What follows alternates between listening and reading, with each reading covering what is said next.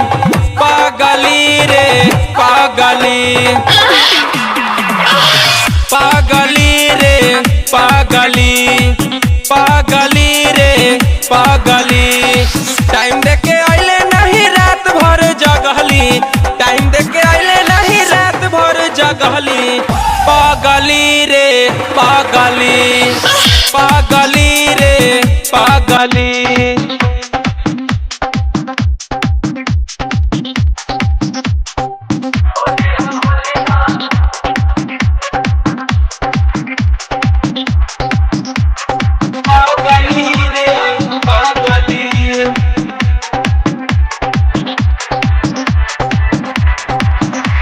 चैन से देखे बेचैनी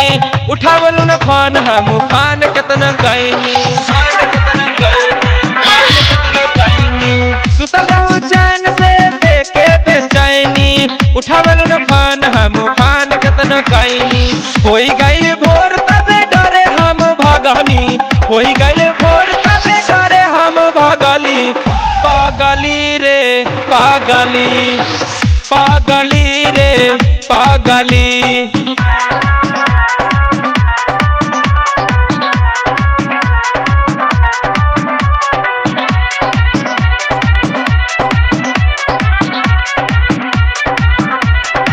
दिलवा के दर्द हम कहीं दिलवर से निकले न पबलू काहे अपना तू घर से दिलवा के दर्द हम कहीं दिलवर से निकले न पबलू काहे अपना तू घर से होता पछतावा हम कहाँ के फसली होता पछतावा हम कहाँ के फसली पागली रे पागली पागली रे पागली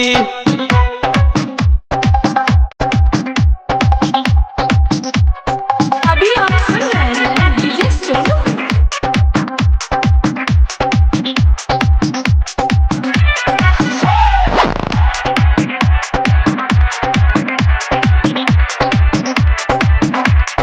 प्रेम के डोर गोरी तुरलू विश्वास के दिलवारू धोखा रानी बाबालू रमेश के प्रेम के डोर गोरी तुरलू विश्वास के दिलवारू धोखा रानी बाबालू रमेश के सचिन सवरिया कहे कहाँ हम फसली सचिन सवरिया कहे कहाँ हम फसली पागली रे